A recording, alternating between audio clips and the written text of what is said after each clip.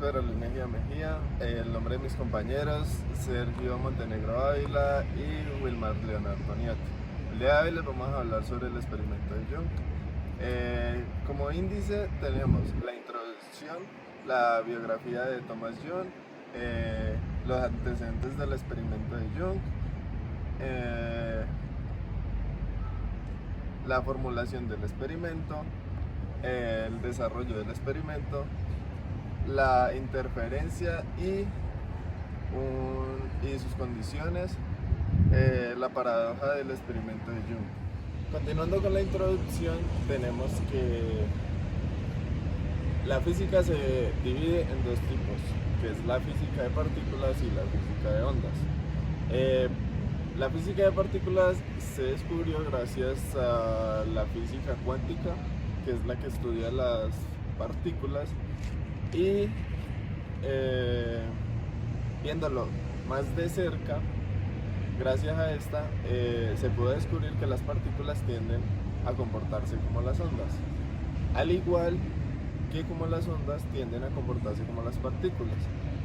¿Cuál es la diferencia? Que las ondas, cuando tienden a comportarse como las partículas, estamos hablando de un sistema microscópico, y esto pasa cuando los fotones son colisionados con electrones libres, y esto se conoce como el efecto Compton. En el otro caso de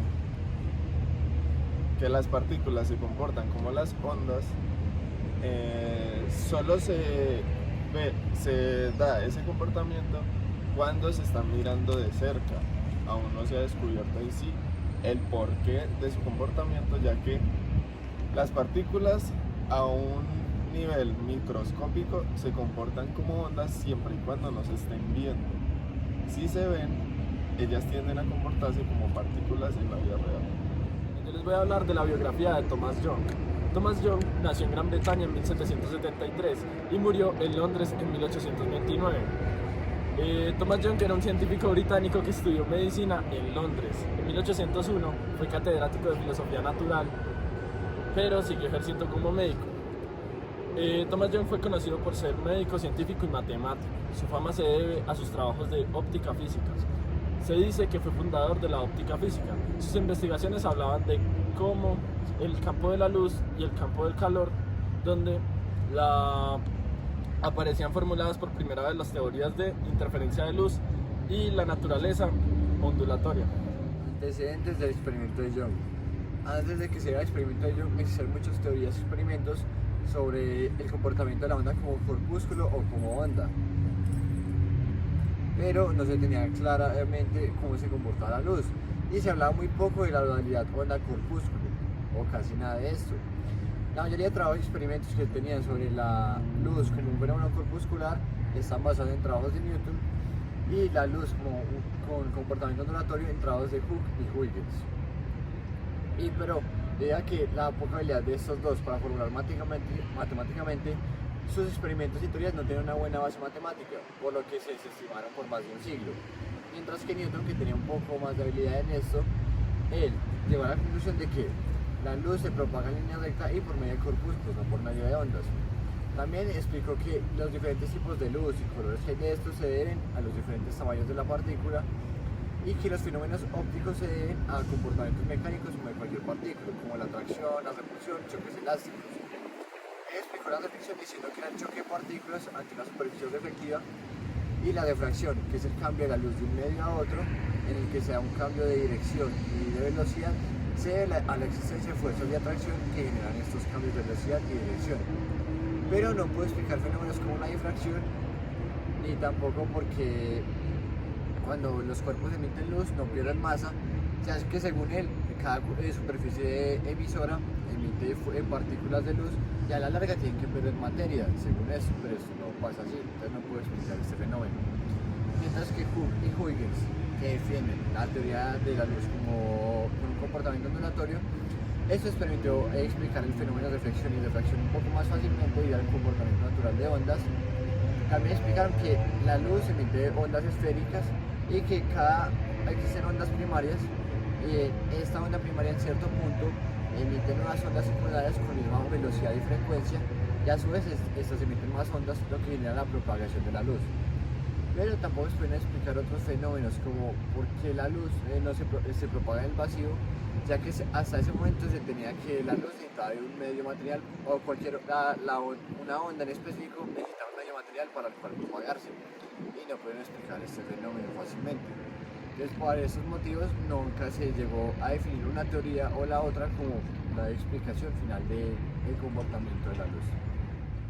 Continuando con la formulación clásica del experimento de Young, se tiene un haz de luz, el cual es ingresado a la cámara por medio de un círculo, y este choca con una lámina de aproximadamente 0,02 milímetros de ancho, la cual tiene dos aberturas un poquito menores a la anchura de las ondas de luz.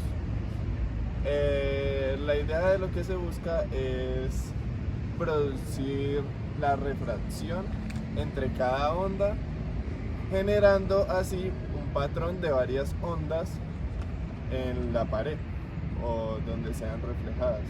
Bueno, de la formulación moderna tenemos que es mostrar la naturaleza ondulatoria de la luz como la dualidad de onda de la materia.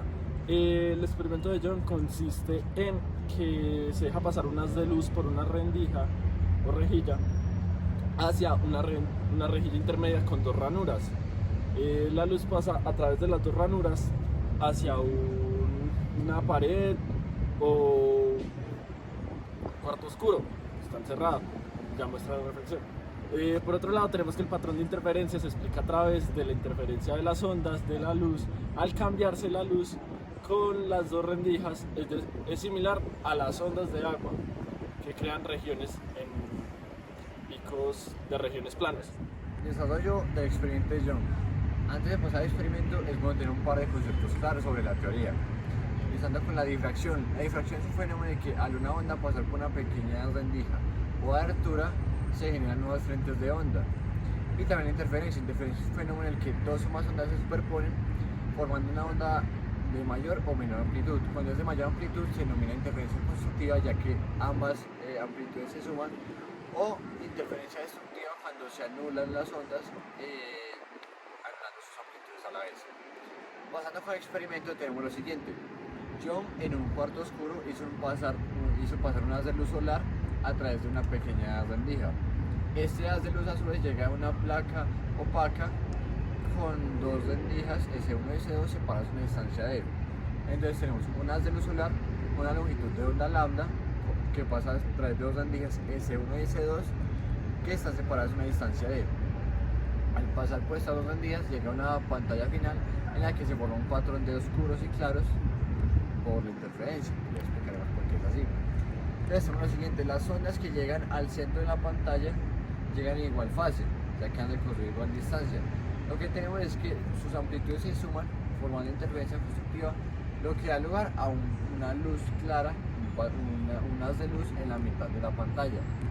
Eso también sucede cuando ambos rayos de luz difieren una longitud de onda, que forma una interferencia constructiva. Entonces tenemos esa interferencia constructiva que da lugar a los claros, en el que sus amplitudes se suman, pero también tenemos la interferencia destructiva. ¿Y qué sucede en esta? Lo que sucede es que llegan en una fase opuesta a ambos rayos de luz, por lo que anulan, ya que tenemos igual amplitud para ambos rayos, estas se anulan, dando lugar a una casi total ausencia de luz, que son los oscuros. Al final, esto es la interferencia, un patrón de claros y oscuros, interferencia constructiva y destructiva, que da lugar a este patrón, y por ende explica el fenómeno de interferencia y daría lugar a que la luz tenga un comportamiento ondulatorio en este caso. Todo ese experimento generó mucha inquietud de los científicos. Entonces decidieron llevarlo al siguiente nivel, al nivel cuántico, en el que pretendían acelerar un haz de electrones a través de dos rendijas. Pero este no es un experimento de mucha mayor complejidad. El experimento ya fue en 1601 y pasaron 160 años hasta que el alemán Claus Johnson pudo hacer este experimento en el que aceleró un haz de electrones a 50.000 voltios a través de dos rendijas muy pequeñas separadas por una distancia muy pequeña. Y pasó lo siguiente: primero pasó el haz de luz por una rendija, llega a la placa de dos rendijas, y esas rendijas solo abrió una en la primera vez, y se vio el comportamiento de partícula, se formó un único haz de luz, un único pico, por lo que el comportamiento de partícula de la onda. Luego pasó a abrir la segunda abertura y se dio otra vez el comportamiento de onda, incluso ya con pequeñas partículas de materia con electrones. Se forma el mismo patrón de interferencia como en las ondas. Ellos pueden dudar de que al acelerar electrones que poseen igual carga, esos pueden repelerse y por tanto hacen que unos vayan a otros al otro, generando el patrón de interferencia. Así que pasó a acelerar uno por uno de a un electrón, y para sorpresa de ellos se formó el mismo patrón de interferencia y ya no podía darse fenómenos de pulsión de partículas porque se aceleró de a uno por uno. Entonces se llegó a una extraña conclusión, y que lo que decía esto es que muchas dudas sobre qué pasaba, y pasaron a tener un observador muy cerca de la placa para ver qué pasaba, por qué rendija pasaba la partícula, qué pasaba antes de llegar a ese después de la pantalla. Y al colocar el observador se sorprendieron, ya que no se formó el patrón de interferencia, sino un patrón de partículas, en el que se formaron únicamente dos picos. Lo que quiere decir que el electrón cambió su forma de comportamiento por el solo hecho de observarlo, lo que generó una completa duda entre los científicos, y hasta ahora no se ha podido explicar con claridad. Condiciones para la interferencia. Las ondas que producen interferencia han de ser coherentes, es decir, lo hacen provenientes de cada una de las rendijas, han de mantener una fase relativamente constante en el tiempo, además de tener la misma frecuencia, aunque lo de la frecuencia puede ser relativo, ya que se puede utilizar la luz blanca. También las dos rendijas han de estar cerca, o en otro de los casos no se va a generar la fase de interferencia.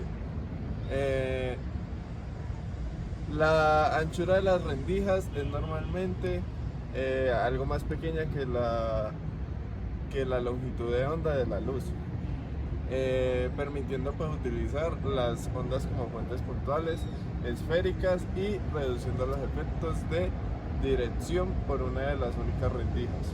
Paradoja del experimento de Young. Ya que ese experimento nunca pudo explicarse con claridad, se llegó a una paradoja que no fue planteada por Young, sino por otro científico. Decía lo siguiente: si la fuente de luz se pudiera determinar por una fuente capaz de emitir fotón a fotón, y se repitiera el mismo experimento, si abrimos una sola rendija, se formará el mismo pico de partícula por el comportamiento del corpúsculo. Si se llega a abrir el otro rendija, se formará otra vez el comportamiento de interferencia, probablemente dando lugar con el comportamiento de onda. Pero todo esto, a la vez que confirma el comportamiento vibratorio de la onda, también lo niega. ¿Por qué? Tenemos lo siguiente: cada vez que llega a las dos rendijas, por la difracción y forma de interferencia se forma el patrón de interferencia, la interferencia constructiva y destructiva, formando claros y oscuros. Pero teniendo detectores en la placa final, entiende lo siguiente: si cada vez que se emite el fotón, y se emite fotones uno a uno, al igual que en los electrones, y se forma el patrón de interferencia al final, cada vez que llega a la pantalla se detecta la misma cantidad de energía de un fotón. Pero entonces se llega pero ¿cómo? Si antes de la interferencia, entonces tiene que llegar diferente cantidad de energía, o mayor o menor energía, pero llegaría a la misma. Entonces no se tiene una claridad sobre en qué momento se da la interferencia. Y todo esto se pasó a la mecánica cuántica, diferentes teorías, pero probabilidades de onda, entre otros temas, pero temas mucho más complejos. Aunque ellos también sugieren aplicarle el principio de indeterminación de Heisenberg, que sabe que ciertos fenómenos físicos observables nunca podrán explicarse con claridad. Conclusiones. De las conclusiones podemos decir que el experimento de la doble rendija de Young, a nivel subatómico la materia se comporta de distinta forma como lo hace a nivel microscópico. Dos de los más grandes y desconcertantes enigmas son las verdades de la naturaleza, la cual nos las explicó el compañero Sergio, que era que la materia a nivel subatómico se comportaba distinto a nivel microscópico. Y la segunda es a la óptica, lo que pasa cuando miramos el experimento y lo que puede cambiar.